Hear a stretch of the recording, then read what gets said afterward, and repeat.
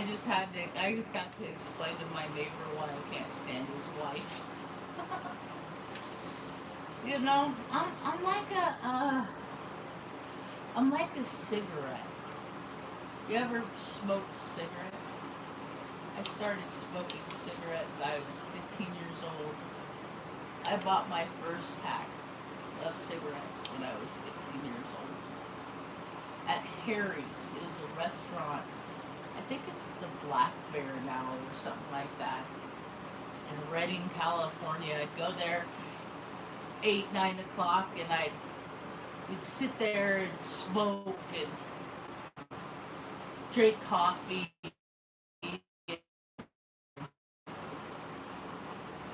pretend like we were adults and already had it. I started by smoking Dijon clove, put in spices, they roll them up, smoke that stuff, clove cigarettes, Dijon, had red, half the label box was red, half was white, had gold on it. Get them at Gold Street Liquor, or Hinkle sold them, a couple places did, in Redding, California. And those were so harsh, it kind of gave you a little buzz if you smoked Dijons. And then my friends smoked, and they like Marlboro, stuff like that. I was a Camel's kid. Marlboros, I read that they put fiberglass in it, and I didn't want to put fiberglass in my lung. And so, Campbell's, as I understood it, they use cotton filters, so I was like, okay, this is a healthier option of smoking. So stupid, the way my brain works.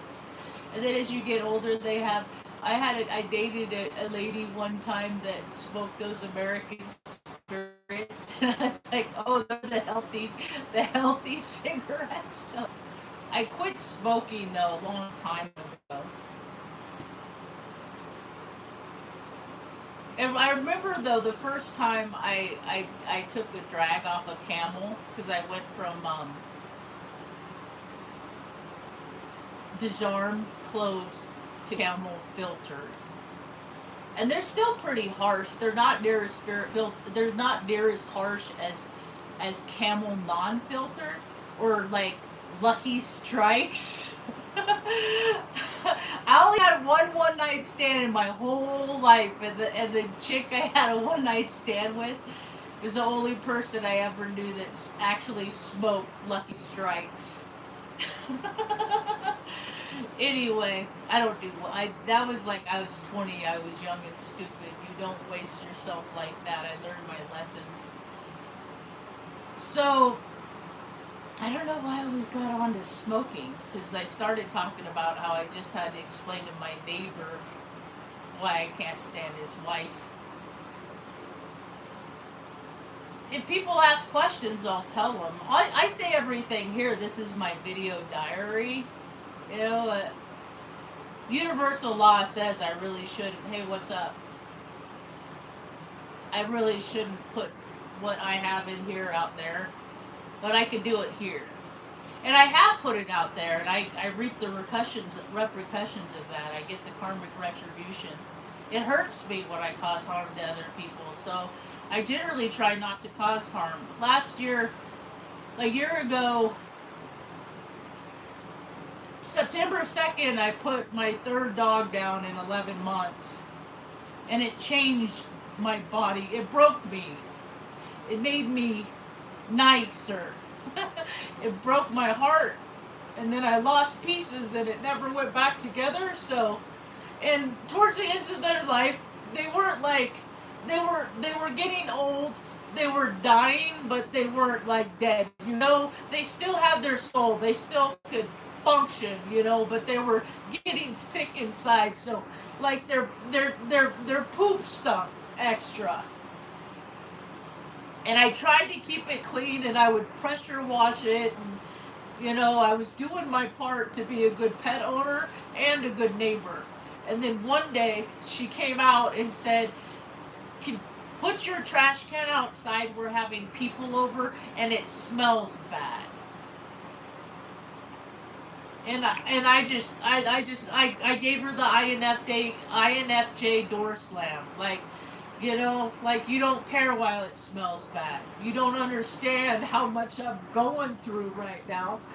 You don't care. So, because you don't care, I'm gonna meet you there. I'm gonna meet you where you meet me.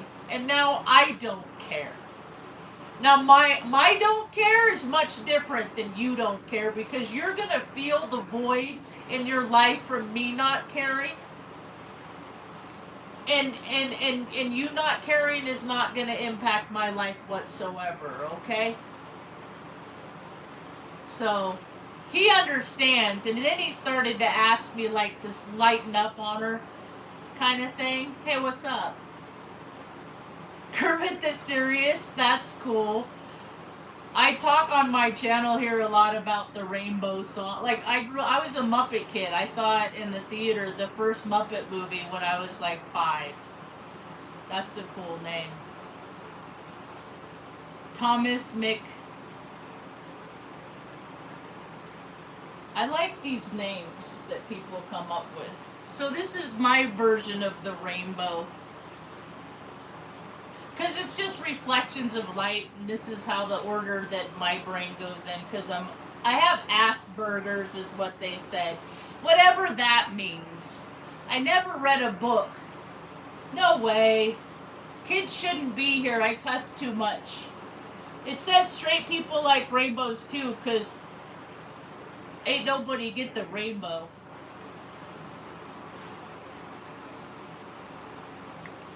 Nine is a composite number. I came up with this theory recently because I'm into numbers. I don't really like math, but I'm into numbers. And if you add up your birthday, month, day, and year, then you can determine what your life path number is. And when you do that, where's my slide? Here it is. I call it, well, I didn't call it this. I told it what I wanted, and this is what it came up with. It's the prime people theory is what I came up with. Because when you add, I'm a 7. I'm a 7 when I add up. I was born on the 9th of April. So we're birthday twins, not birthday month twins. Like, my birthday month twin is a woman that you, as a 9-year-old, should not know who exists. So I'm not going to say her name because I don't want you to look her up. So most people are a lot of, okay, so either you're a prime person, you're indivisible, you can't be divided. Only divided by Source, the creator, God, creator of all the things in the no place space and the tangibles. Like 2 is an indivisible number. 3, 5, prime numbers, you know, I'm a 7. Composite numbers, they're the ones that build together because they can make them a part of the group. I can make myself a part of the group to see if I can get the group to think like me. If I can't get the group to think like me, then it's not a group that I want to be a part of. You see? Because if it's not going to take everybody's ideas, including mine, then I don't want to be a part of any group that's going to be so linearly thinking that they have one agenda, and then that means that their only interest is taking care of the people at the top of the group, like the CEOs and the people that they deem important, and they don't consider the people at the bottom of the group, that they wouldn't have everything that they have if it weren't for the people at the bottom that did the really hard work. Because I all the jobs I ever had, I got because nobody else wanted to do. And so I got all these shit jobs and had to be like a support staff in a lot of places, all the while gaining invaluable information on how to do things. All the stuff I learned how to do is because I watched my mother struggle when I was a little girl and go without and be stressed out and take on burdens that weren't hers, that society gave her. She didn't give them to her. You know, she wanted to be a mom and raise her kids, and her, you know, the man she chose did, and his mommy didn't see it the same way. So the story is a tale old as all the ages put together. You know, it's either you live from your spirit or you live for your ego. And it's not much more to that. And you're driven by motives and behaviors that will either feed your spirit or feed your ego. And both are needed inside your soul sack. We all need an ego. We all need our spirit. I wouldn't do these videos if I didn't have you. I do this from my ego.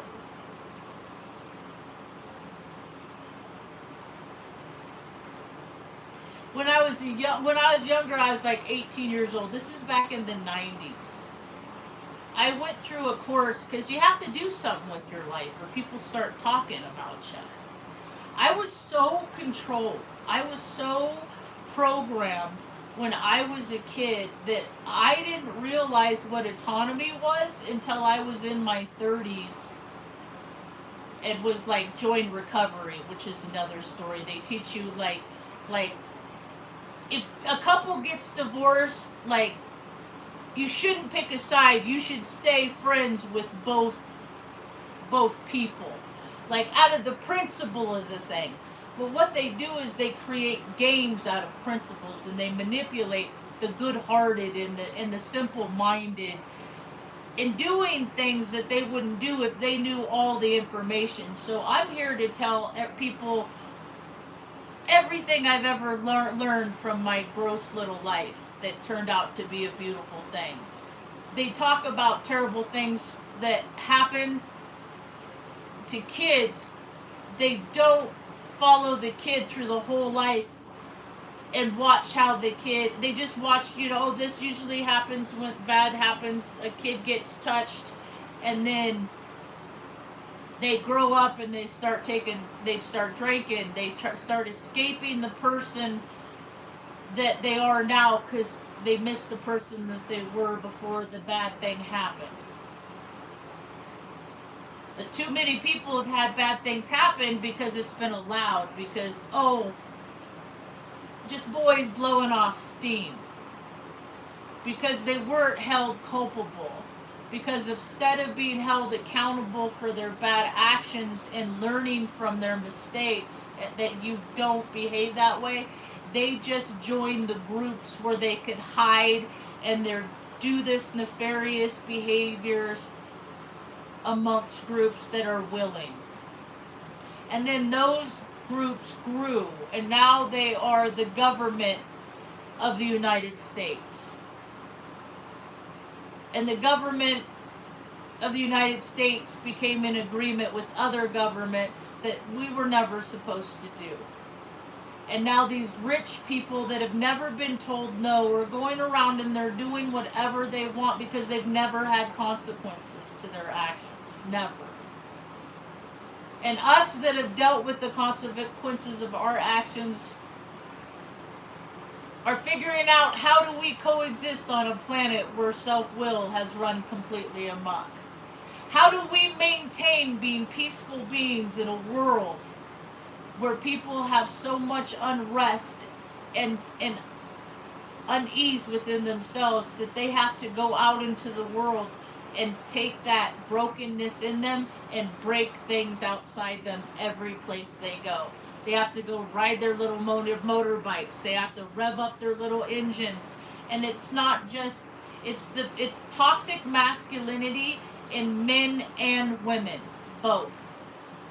Because I'm a woman with more masculine energy in my chart than feminine.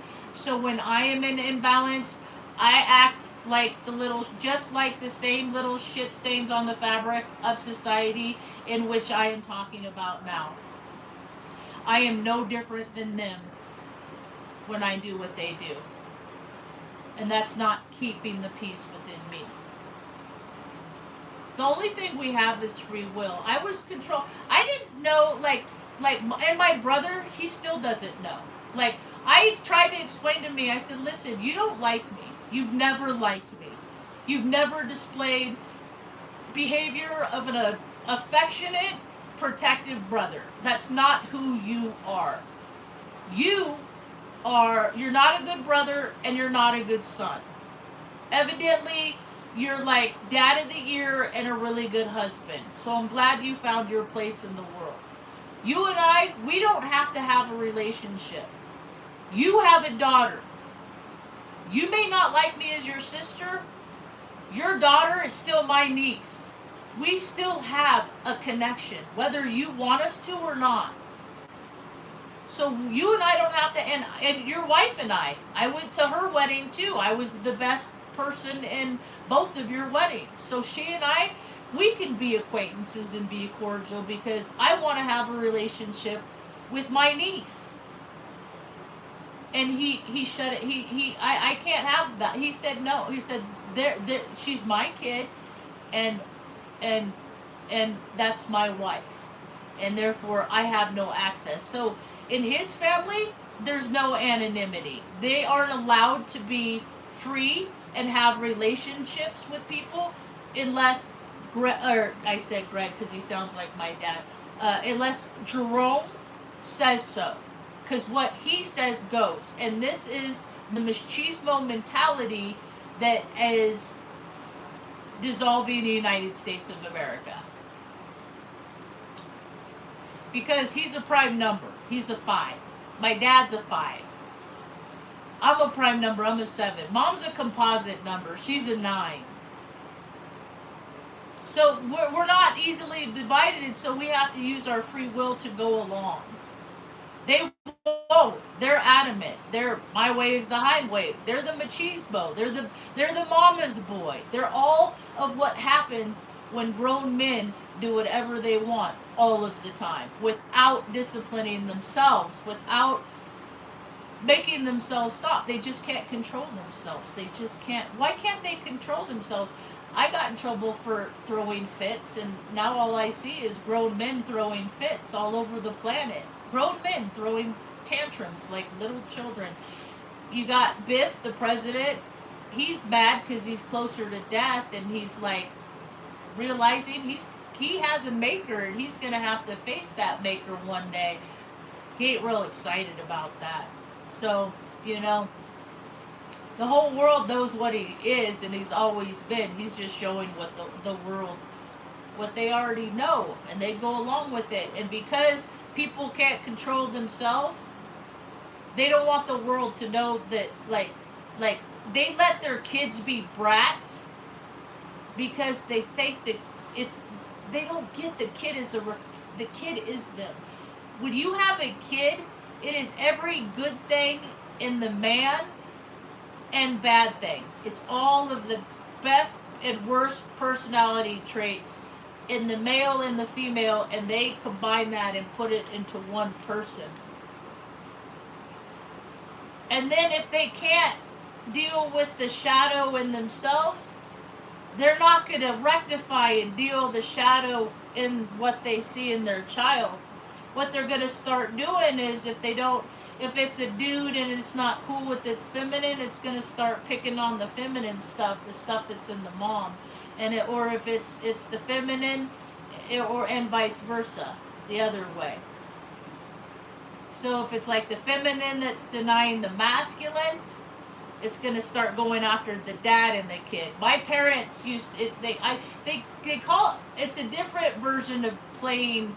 Like, my dad was a jerk to me because he was being mean to my mom in me, because he would look at me and see my mother's face, and that is what he was being a jerk to. And then my mom would do the same thing. She would look at me and see my father's face and then punish him, but she was punishing me. It's weird. I never had kids because I didn't want to torture no kid like I got tortured. People have kids for pets. They don't study, you know, they don't even know the kid's birth chart. They don't know what's right for the kid. They read kid books, but they when you block when you lump all persons in boxes, and then you have that you're giving yourself an expectation that everybody's going to be the same, and that's absurd. That's horse poop. So it's getting trippy out there. I don't know what day. Oh, what day? It's Friday. It is Friday. I think it rained last night. I don't know. I woke up in the middle of the night. I started watching the first Spider-Man. I'm in a Spider-Man thing right now. And I woke up to a spider running across my face in the middle of the night. I just like, that's the second time it's happened. I make the mistake though. I grab it, and instead of throwing it to the foot of my bed, I threw it the wrong way. So it just like went to the corner. Then it could be all across my face again. And it's pretty unsettling to wake up to a spider or something just across your face. Nah. That ain't cool, man. Put a little love in your heart. What's going on in the world? What are they saying? What's going on in the contrived reality? They're not getting what they signed up for, the military members. I didn't get what I signed up for either. But would you work for the biggest production company on the planet? That's what the military is. And then they lock down under secrets. They say things like, "Oh, it's a secret. You're going against national security." I'm like, what do they care about OPSEC, operational security? Because you got Google Earth. I could look at my old air base from Google Earth. It might not be like today's date, but like you can still see everything about the base. That's not OPSEC. Like on this hand, they say one thing, but because they do both things, they're a circle jerk. They're a whole bunch of frauds and liars, and they make people suffer, and it makes them all the happier. Oh, was Brad Pitt ever really sober? No. He still behaved like he did when he was drinking. 7 years. I went out after 15, so I ain't talking too much shit. I think I don't know how much I have now. I stopped keeping track. I used to keep track. My first date was, and I remember it because I said it like this. "Hi, my name's Marge. I've been sober since the 10th of June, 2002. I'm an alcoholic." Not in that order. "Hi, my name's Marge. I'm an alcoholic. I've been sober since the 10th of June, 2002. Sometimes, because some meetings, like you go into the town in Omaha, and like some groups, they say dates, and then like you go south, and like, no, we don't say dates. You gotta change who you are depending upon your surroundings, because these people aren't willing to be malleable. Because they have to make up their group by like 100 people. They can't be a group within themselves. I'm a group within themselves. Myself. They have to be a part of something to be whole. That's the difference between composite and prime number people. Yep. Anyway, yeah, don't drink. Alcohol sucks, man. It takes your soul. It makes people do things they never would have done if they were sober. Then why don't you just stay sober all the time? Well, that's not any fun. It's not fun? Well, what's fun to you? People have weird definitions of fun. I don't go out anymore. I used to love to fun. I just like the idea of going out and being around people is just, I wanted to get caught up in the mix. I did. That was fun to me. I I loved excitement. I used to love concerts, all that. I fed on it. I'm one of those energy vampire people. I used to be. I come from a whole family of them. Those witches and warlocks that people talk about. It's where I came from. I just didn't go along with their narrative. I went along with the good orderly direction one.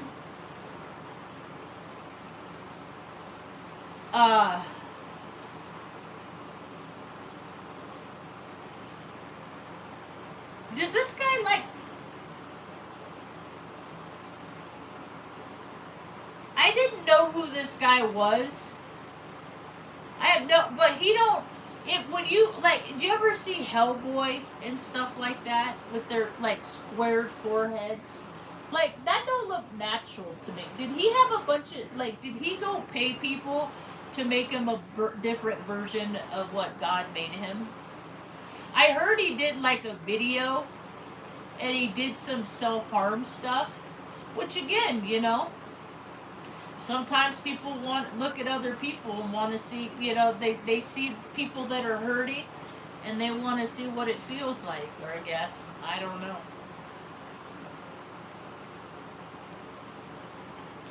Uh-oh.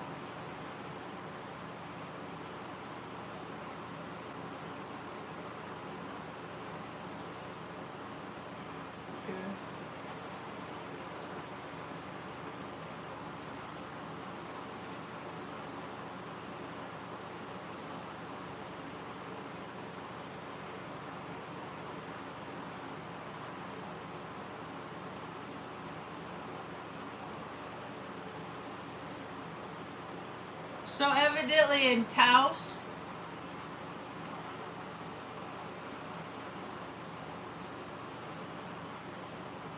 they're threatening to cut people up. This dude on Taos report said, I received a direct threat from Gary Valencia of Taos Builders 511 Piedmont. If anything happens to him, know it was self-defense on my part. Woo! Gary Valencia said to Richard Lanier, "You first, Dickie Pooh. Learn some Taos history. Around here we don't bend over for the likes of you. We parade your heads on a pike and town the round square and around on a pike in and around the town square." What's a pike?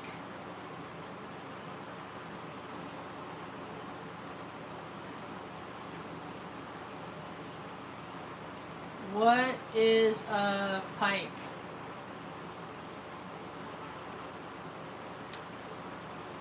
What is a pike? Is that a word that the born and raised say? See, that's the thing, is if that's what Taos is. If they don't like you, they will end you. They'll cut you up into pieces and leave you on the side of the road. And they don't like me in Taos, so I don't go out much. And I definitely hey Marge, you want to go out and have a drink? No, not ever. No, I'm not on this planet to make, oh yeah, he looks like a, oh, you know what? You could see the guy that made the threat. He's missing, he's got that tooth missing. When people got that tooth missing right here, I call it they're mad at their mom tooth. Because there's, everything represents something else. I come from like an occultist family that was not given the knowledge. I sought the truth, and then the truth sought me. So every organ, one day I'll probably, these are your, like, I don't know. I guess I'm pretty okay with balance-wise, that I'm not so mad at my mom and dad, you know? And I'm pretty healthy, because my organs, if I drank too much and my liver was failing, it would show up in my teeth too, so I must be healthy. You know, people like to say, people call me names because they see things in themselves that they hate about themselves that they can't rectify. And they think it's going to hurt my feelings, but what they don't get is the names that they're calling me. They're the same exact names that I have heard my whole entire life. So they're redundant. They're like static, if anything. You ever watch those old TV shows where you turn to a channel and you just see white noise and there's no show? Most people are like that. There's no content in their character. All they are is a compilation of TV shows that they saw or an event that they had. They just keep living their life for that event, you know. They can't come up with new content every day. I'm coming up with new content, things that I can do. I have a new idea. I want to have a place where my idea is to stack cinder blocks, okay? Stack cinder blocks like a cinder block wall. Although you don't cement them in. You just stack them, and it's a pretty good sized wall. And then have kids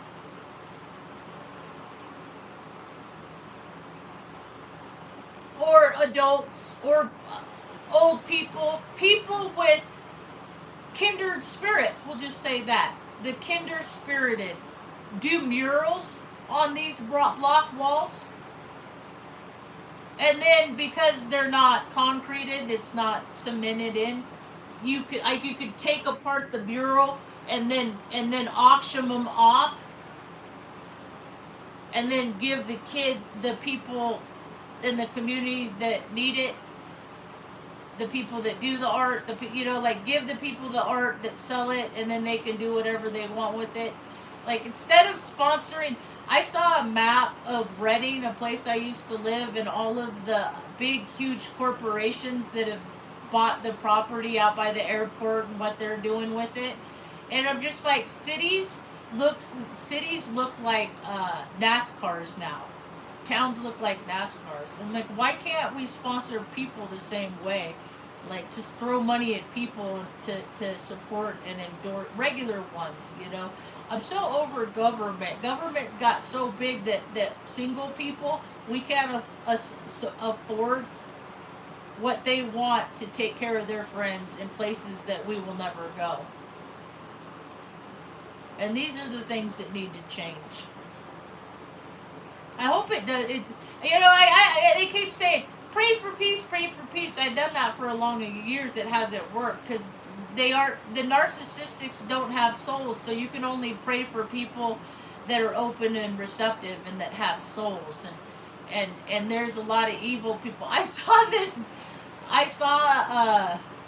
a little informative clip about how kimono dragons, they can have male babies without males. And I was like, I wonder if Jesus was really a lizard too. Based on that scientific, because we don't know what we are. They've been putting stuff in our soul sacks. They've been testing stuff. We've been guinea pigs to the higher ups for all time. Because either you're going to join them or they will feed on you, and those are pretty much your choices. You're going to be one of the feeders, or you're going to be a feedee when you live on a world of predators. It's just how it is. My whole life, I would be treated poorly by people that would say, that's just how it is. It's just how it goes. Oh, life isn't fair. And I'd be like, well, it's only fair because you're being a mean guy.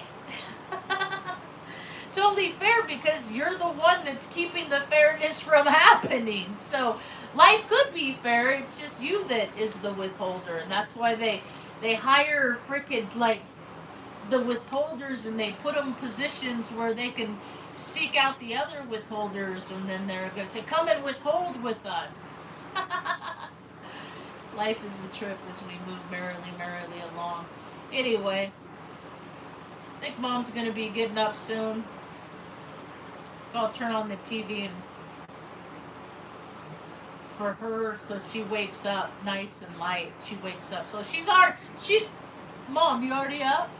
You still awake? She's just she rests. She lays there and rests, and she deserves a rest, man. This woman has had the hardest life of anyone that I've ever known. So she deserves a break. There's a lot of people out there that deserve a break. They really do.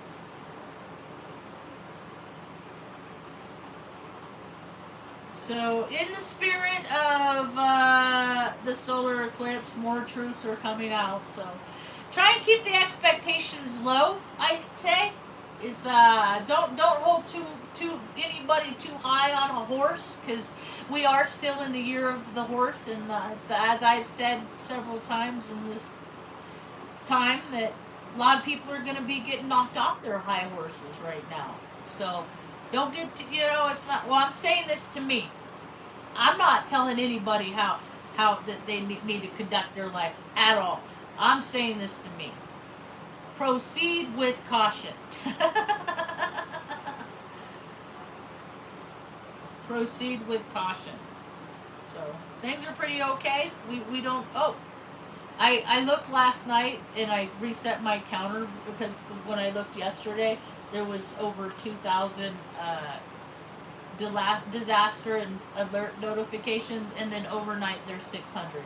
So there's a lot of stuff going on. I'm not too, because there is a fire in New Mexico. I'm not too worried about it. I say that if they're so worried about the fire that's burning and has burned over 7,000 acres now, that maybe they should have more than 133 people working to fight it. Like, why don't they have like 1,000 people to just boom, get it now? All hands on deck. Like, the military should be solely, in my mind, used for that. That's how you defend this country, is when it starts on fire, you put it out. But we don't have the personnel to put out fires here because there's men stuck on ships over there. You get what I mean? Because why? Because they're supporting a storyline over there. But they can't support that storyline because there's too many people that are in their discernment. And they know what a lie is, and they know what the truth is, because they're waking up to me. Rudolph the Red-Nosed Reindeer was a truth detector, a bullshit detector. And he didn't want to play those reindeer games, remember? And then he started going with the program. I was a little Rudolph in a preschool play one time, and I started figuring out, Marge, everywhere you go, they're trying to tell you how you need to be. When I told when the neighbor guy was like, well, could you just, like he was getting to the point that he wanted me to ask to take it easy on his wife. And I said, what I can do is I'm just going to be me. And that's it. I'm just going to be me. I'm not going to be masked me. I'm not going to be, I'll be, don't try to talk to somebody that doesn't want to talk to you. I say my piece and I leave people alone. I used to do that. I used to, because my brother would do that. He was the poker. He was the antagonist. And I learned that I'm bothered by their behavior, so let's give them and that's how I used to think. I don't think that. Now I just leave them alone. Make their world without me. That's what I do. I make their world without me. And then I go back to my own world and try to make my world and the people in proximity to my world more comfortable, however big or small that is. Usually it's small. Sometimes I'll feel like, maybe I'll try and make a friend. And then I try, and then I'm reminded, same reason why sometimes I leave the house. I'll leave the house, let me go out there and see what's out there in the world. And then I go out in the world, and then I'm reminded, that's why I don't leave the house. So, You know, I'm gonna make a home base where I can invite people to come create with me if they want to. Make stickers, make signs, posters, t-shirts, you know, whatever swag you want, just make it right there in house. You don't gotta order nothing on Amazon, just here local, you know. You know, for the people that can't afford it, they got all these good ideas, because that's the spirit in which I grew up in. I had so many good ideas, we just didn't have no money, so I couldn't do it. But then I'd give other people my ideas, and they'd take my ideas, and they'd take it, and they'd run. I see that. Life is dumb, and I'm slow. I'm, you know, I am retarded. I am the R word, for after all. People, I just don't look like the part. But on paper, I'm no different. There's all kinds of pictures of me with, as a little kid, I always stuck my tongue out. I still have a large mark from my teeth from biting my tongue. You know, that's something our people do. Because I am. I just didn't let it be a disability. I let it be a superpower. I let my retarded, my Asperger's, my nacho neurodivergence accentuate me. It became now I have a magnetic personality. People that don't have a northern pole, they are repelled by me. People that don't have integrity, they hate me because they see that what they can't be. I used to, when I was a kid, I'd be like, why is that pretty girl with that stupid boy? Why is she is so smart and she is so pretty, and he is just a dumb boy. I don't understand. And then it's the program. It's people filling holes in themselves with other people. And I guess I always felt whole enough within myself that I didn't want to fill no holes with nobody else. Plus, it happened when I was 10 months old, and it wasn't a pleasant experience for me. So,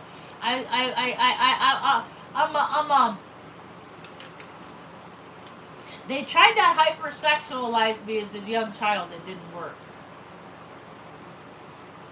Yeah, I got a donut. Well, let me say this. I bought a little thing of milk, because every now and again, Mom and I will get a donut, and we'll get a little thing of milk, and we'll drink it, and then throw the thing away. And that was probably less than 2 weeks, over 9 days ago in that time frame. So, yes. Because Mom had 6 inches cut off her lower intestines, and I've noticed, like, no beef no more. We're eating chicken, and she eats salmon. Sockeye salmon. Good salmon. I used to love it. I don't love it anymore. I wish I did. When it's overcooked, I can do it, but I can't. I used to do sushi, can't do sushi anymore. Well, I don't know. I haven't tried sushi. I guess there's a new place in here in Taos that gets really good reviews, in the Taos restaurant review place. I haven't tried it. Questionably, I went along with people that went and ate blue sushi in Omaha.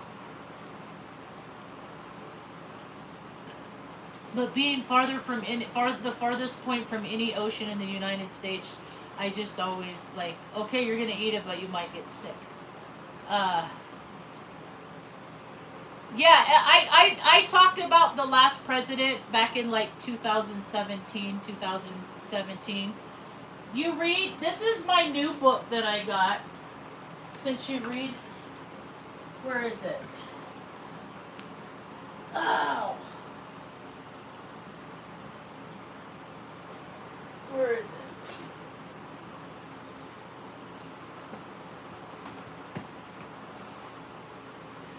I gotta read these, but as you can see, it's super dark in my room, and I have to be in a place where I can do the things I want to do. Where the heck is it? Hold on a second.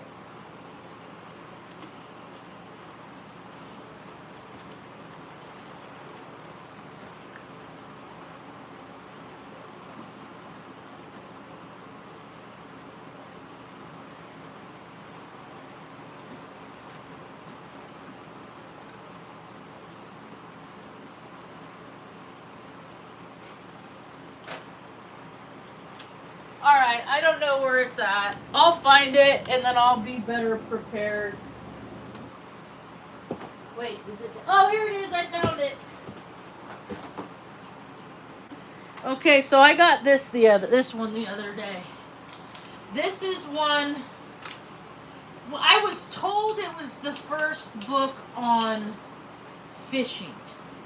That's what I was told. Because I was shown the book, a really old book when I was a little girl, probably 2-3 years old.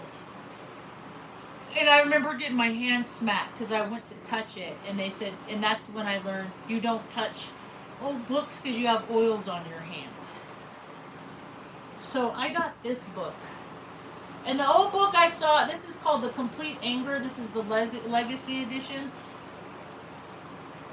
It reminds me of The Incredible Mr. Limpet. I watched that when I was a kid. I'm big on the word whimsy. You want me to just read the back? The Timeless Manual for the Sport of Fishing. This deluxe reprint legacy edition is Isaac Walton's The Complete Angler. The Complete Angler is full of old-time tips and methods for catching the legendary big fish. You understand these are like metaphors, I guess? I'm related to this dude because of my grandmother Edith. Because of my father's mother, I'm related to the dude that wrote this book, and I like to fish. That's why it supports my evidence that genetics, that our DNA, it's magnetics, and it makes us do things. It makes us do the things that our ancestors did. And so if our ancestors did do weird shit, we're going to probably want to do weird shit. So we're going to probably want to focus more energy into doing stuff that's not weird. Because my family's into weird stuff. I don't want to do the stuff. I don't want to do nothing that they want to do. All the hunting kids in the woods, all that stuff. I don't want to do none of that. None of it.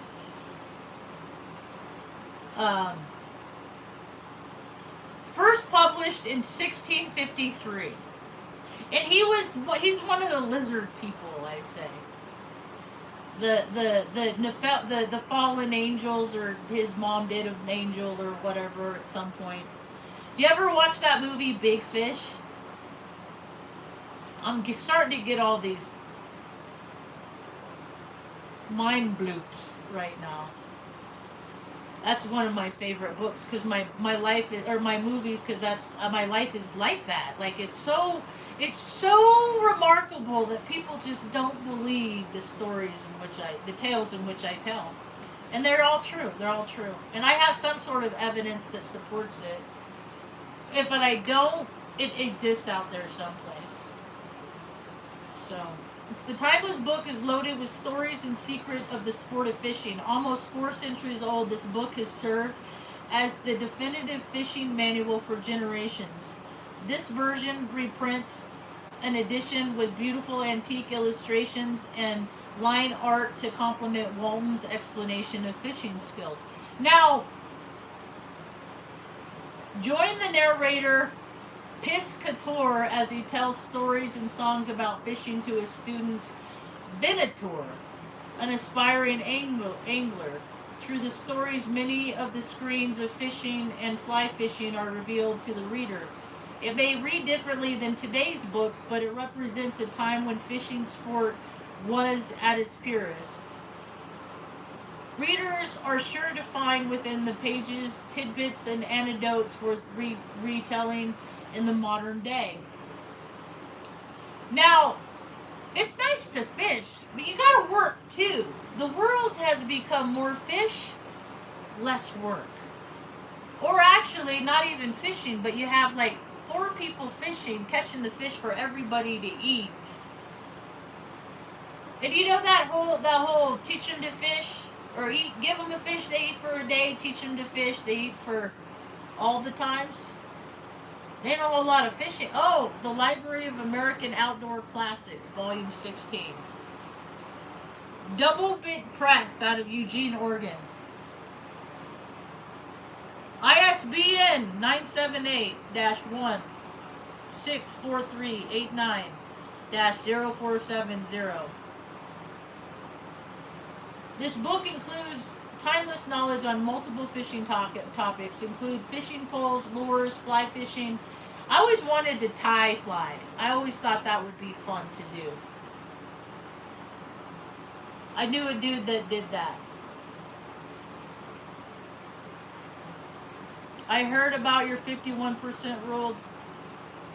Actually, mine is 50% with a little more, so it's less than 50. It's just 50% with a little 0.000001. But I get what you're saying. I'm tracking.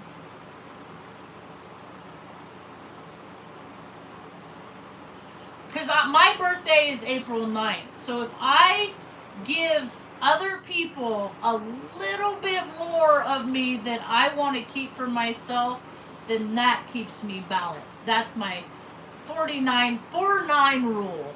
That's pretty good though. That's pretty close. It's almost like a student. Where did it go? It's almost like I'm trying to teach people something here. Usage in focuses, toward positive ground states, guide their life and help them. That's what it works for me. Because I can't, I got 2 legs, but I don't got no earth in my chart, so I'm not steady on my feet. I need that third, like the triangle, like 3 stable to make my foundation. That it is for me. Yeah, I was 8. I had the chicken pox. We didn't have no air conditioner. That's when the first time I experienced 117 degrees. That's the first time. I was 6 years old. I was like, I don't want to live on this earth. Life is too hard. I don't want to do this. Please take me, God.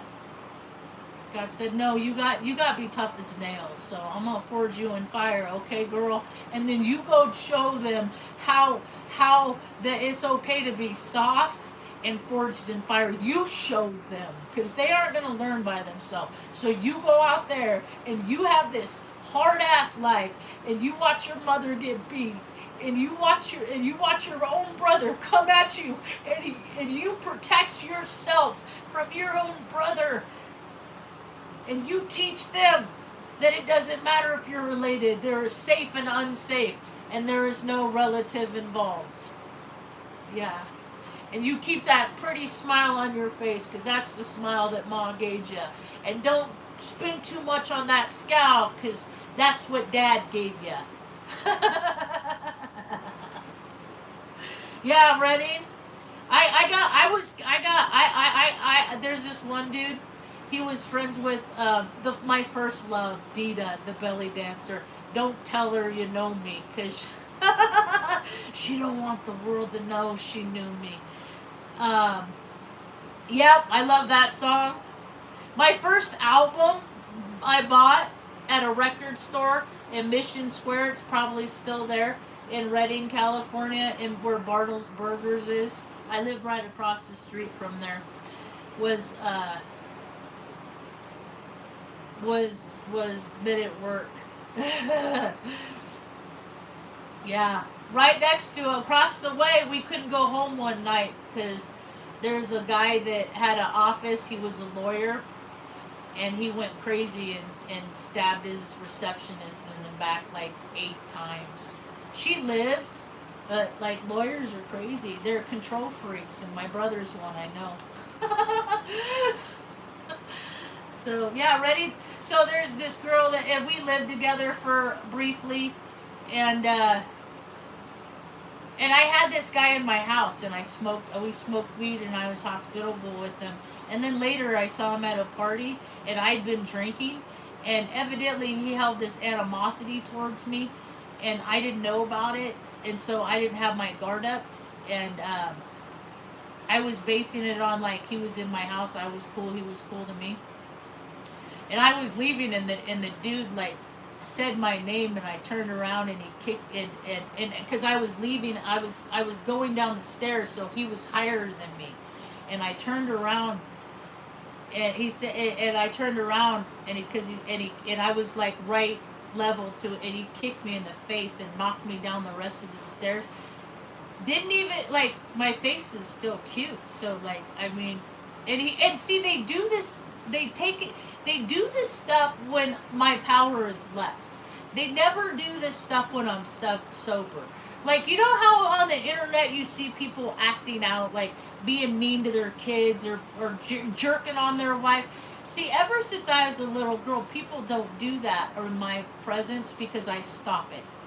I've been protecting my mother since I was a 7-year-old girl against men. I watched my mother get knocked, when she was knocked out cold, get kicked off a second-story porch. The level of abuse I've seen in my life, and so whenever I'm like security, because I'm secure. I want everybody to be. Thank you, I appreciate that, Miss Tori. I say my name's Margie, and my whole life they call me Miss Margie, and I have to adamantly correct them that I am not a miss. I am a direct hit.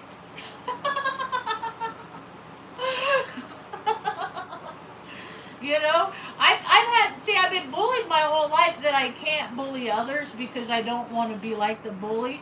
Although I will talk shit to bullies. I bully bullies is what I am. So I am a bully. I just bully the people that I watch bully other people. And then I'm like, oh, you want to treat them like that? How do you like it? That's how I bully bullies. That's how I do it. I don't go out looking for jerks and like, make them pay. Oh, I keep my third eye out for all of them. Yeah, well, that's what happens with the born and raised. Born and raised, they don't know how to. They just do what they're told. They don't want to go out in the world and learn. I call them. I wonder if there is a difference. I'm gonna start keeping track of composite number people and prime number people. I think composite number people are more apt to stay in the same place. My dad is 78 years old, and he's probably and he's born in a raid. He was born in the Atascadero Colony Hospital in Atascadero, California. Same hospital my brother was born in 71. Dad was born in 48, and then this is the Freemason Hospital, is the Important People Hospital, and then he like they're all policemen, like they're all the club. I can't stand the club, man. I'm not sad that United States is dissolving, because it's a charade. It's a facade. It's a farce. You know what a farce is? Like the air farce? It's a farce. It fits, too. Let's see, definition of a farce.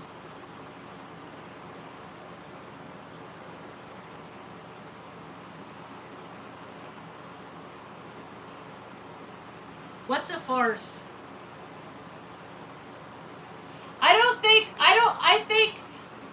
I think everybody at some point has a point of redemption. So I don't know if it even gets to answer that question.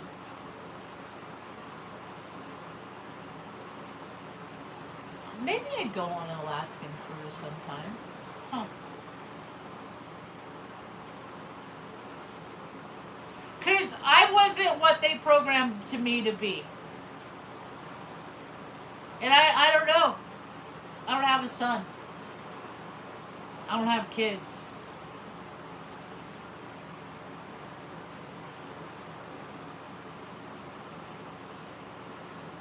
What's a farce? What is a farce definition? What is the definition of a farce? I said that backwards because I'm a Heyoka. Outlining what a farce is. It's an exaggeration of characters. That's what the military is. Don't people watch movies like Chitty Chitty Bang, like where they, or even Police Academy? That would be a good example. That is, well, I don't know, because it depends on the cook. I get it though. Maybe I don't. Maybe it's totally over my head. A farce is a comedy that gets its laughs from pushing everything to an absurd extreme. So, like the Marvel studio is a farce. Like they make mockeries. They put a lot of money into attention to detail in those Marvel movies too. What is that? P Cleaner. P Cleaner. That was the name of the cop that shows up the door. Oh, that, yeah, exactly. I'm a Heyoka. I'm very fully aware of my shadow. That's why I try and keep it light. They've been programming me from birth to be mean. You know what mean means though? In mathematics, the mean, the median, it means you're average. So in order to be above average, just be nice. It's as easy as that. How to spot a farce. Exaggeration over realism. People don't act like real people. The jealous husband is pathologically jealous. The clueless lover is completely clueless. I go by a 99% rule that nothing is 100%. Mean, median, mode, statistic, yeah. I just had my last session with a math tutor. Hopefully, maybe she'll message me in the fall, or maybe I'll message her in the fall. She said I could keep in touch with her. She teaches here in Taos, and I found her through my old massage lady that moved to Colorado. Because she had kids, and I said, well, maybe I just put things out there like a fisherman. I put ideas out there, and then if the world wants me to elaborate on the idea, I'm given, the fish gets on the hook. And so I did that, and then she's like, I talked to my son's math tutor, and she might be into it. So I called her, and she was actually talking to a professor in Stanford, and they were talking about doing a paper because they want to teach young people math using shapes and stuff like that. And I'm a system. I'm one of those people that I see in colors and shapes and stuff like that. So and when I presented my idea, I said, listen, I was told I suck at math, like when I took it in college back in the early 2000s, I didn't get to learn it. I had to memorize it to get my degree, and it didn't land. And I want stuff to land. I want to understand these principles and why they're this way without just seeing the pattern and writing down the number that goes next. And she was into it, so we met at the library a few times, and then we met where she teaches a couple times, and she's like, I said, so basically what I'm trying to tell you is I'm trying to get over childhood trauma by relearning math as an adult. And so that's what she was into. And so it helped, and it worked. And I got to teach her things, and I got to come up with epiphanies about prime number people and composite people, and people that go into other groups to be a whole, and us that are a whole oven by themselves, and things like that. And just like putting people, hey, what's up? Putting people in the groups that they will thrive in, not where we think they should be. That's cool. A girl who waits for the perfect shot will, yeah. It's funny, because I was marksman. I missed expert by 1, but because I go by the 99% rule, ain't nothing as 100%, so I'm always going to be a little bit off. I'm never going to be fully whole. Even a perfect circle is never perfect. because you got the inside of the circle, and the inside of the circle has discrepancy. Because whenever you draw a circle of a circle, there's the outside circle and there's the inside circle. So it's two circles. So that's not a perfect circle. Even if it's just never can be. It's not something that exists. It's something that people strive for, but you ain't gonna achieve. It's like success and gaining money and all the boats and properties and houses and prestige that you gather, all the people that have to be nice to you because you provide them a paycheck. They wouldn't be nice to you if it were different. If you weren't their boss, it would, you know, like people are in America have been made to be put in boxes. I mean, the stuff I've had to, the behavior, the bullshit I've had to tolerate from other people because I take care of my mom. It's unbelievable. It's because they don't take care of their mom, or they don't feel like their mom took care of them. It's like people project all over. I was raised to say, you're taking it out on other people. It's the same thing. You're taking your stuff out. Mom used to say, you're taking it out. You're choosing to be mad. I'm like, no, I'm not. You're making me mad. The things that you're saying right now are bothering me. And then I'd have AA sponsors, and I'd say things to them like, people push my buttons, man. The things people do to just get a rise out of me on purpose is wild. And then they'd say, well, like, why do you have buttons? Why do you let them? And I'm like, I'm just not supposed to be bothered by anything on this planet. I'm just supposed to be stoic to everything.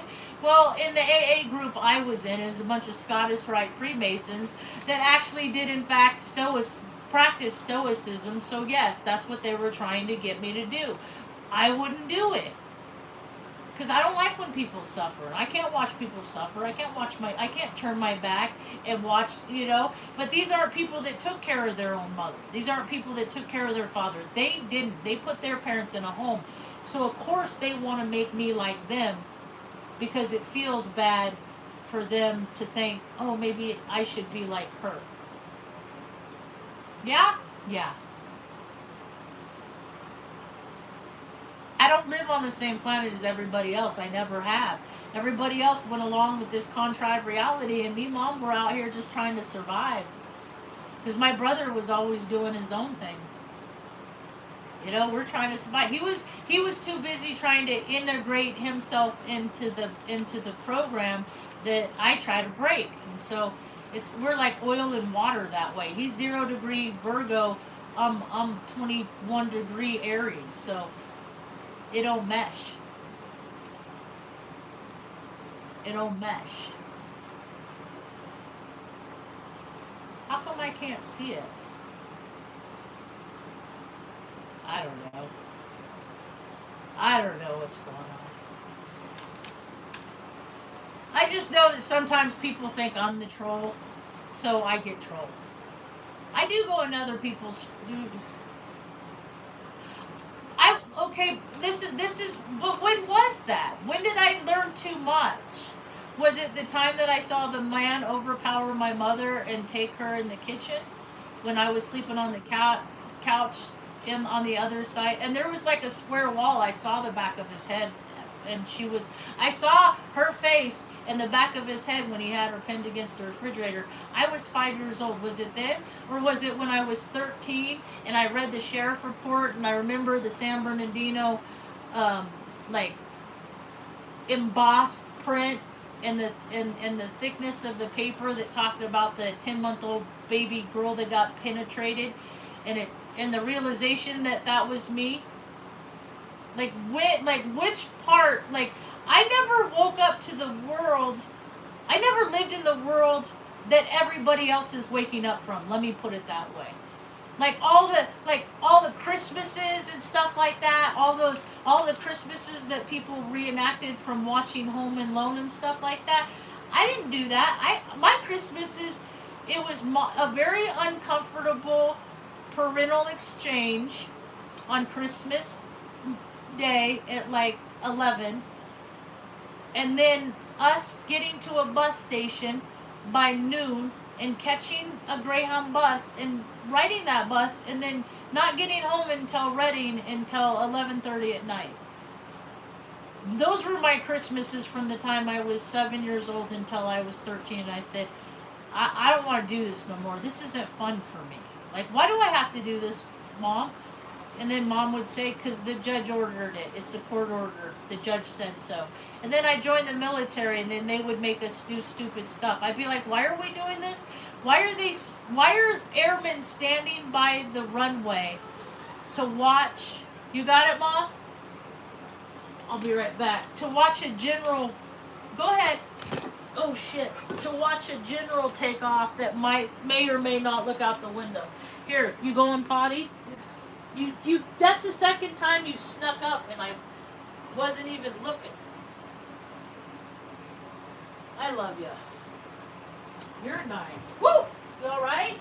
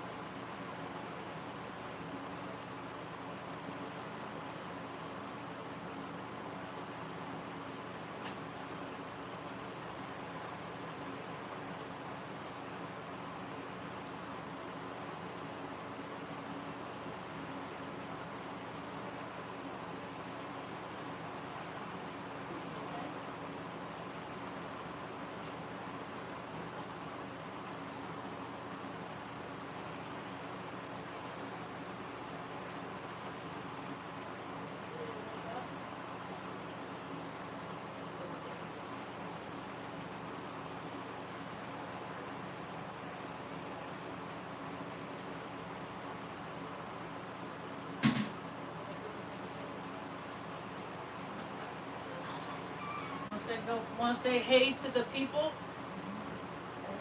Hey to the people? Here, you come over here.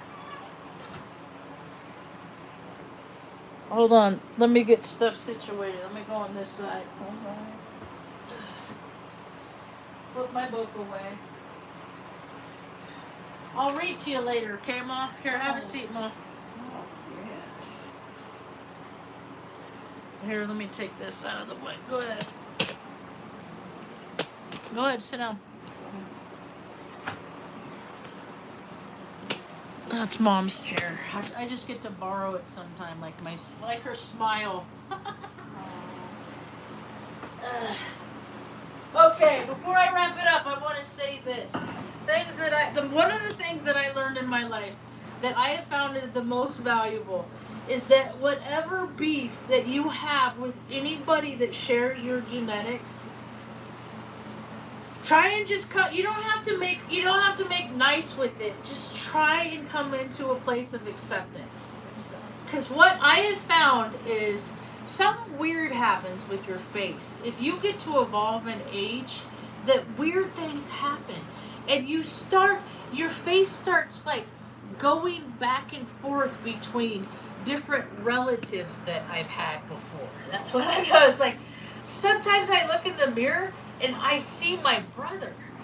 So as much as I express disdain and disappointment and choices that he's made in his life in regard to, then we'll just leave it at that. I can't be mad at the kid guy.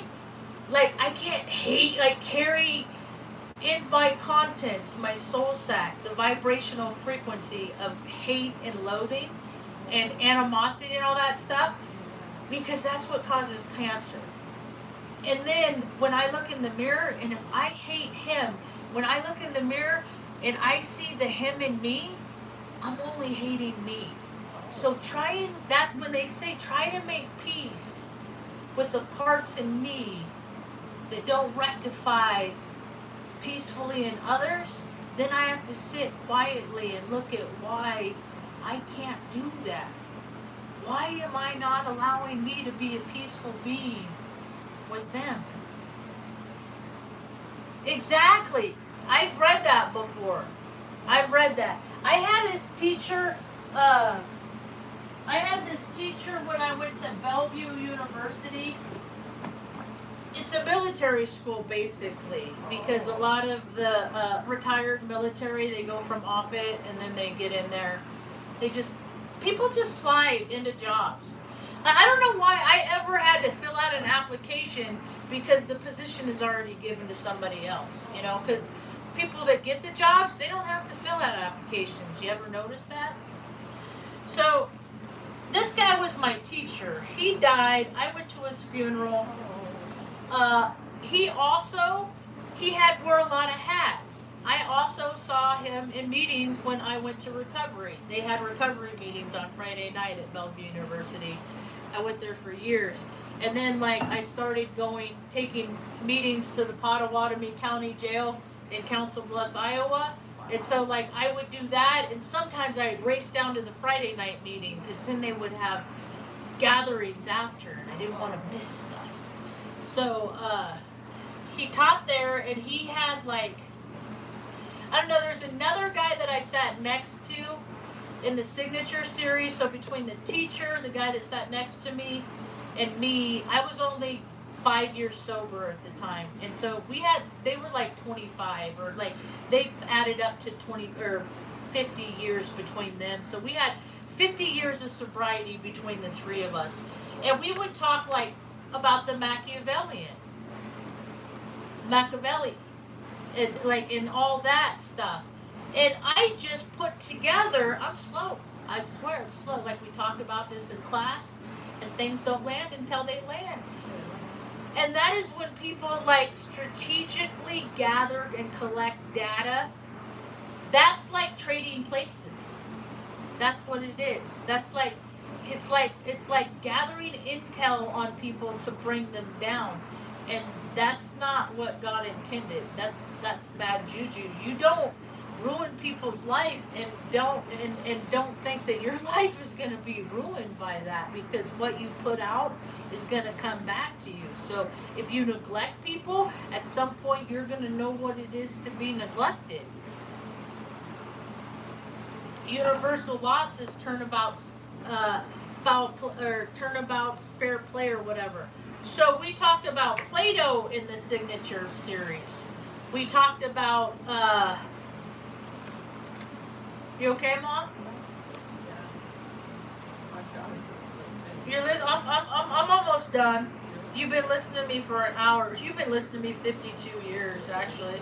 You made me. You like it. Where's the... But we talked about Plato, and they talk about, managing diversity in the workplace. And then I also took ALS, which is Airman Leadership School. Wow. I took it knowing I wasn't gonna. I was only gonna do six years. But I'm all about educating. And when I was in the military, I'd take every briefing I could. If there's a briefing on suicide prevention, I'd sign Why would it be a fear? Why would I be afraid to be pregnant? I'm a 52-year-old woman that's in menopause. It's not a fear.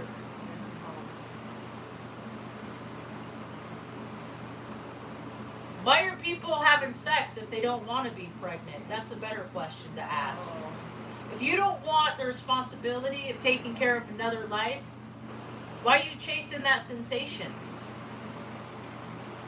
A better question to ask is, why do 1 in 5 males in 2026 in the United States need a little blue pill to be a man? Why is that a thing? These are better questions to ask than why would I be afraid of pregnancy. That's about all I got for now. Thanks for hanging out. Hope you have a rad day.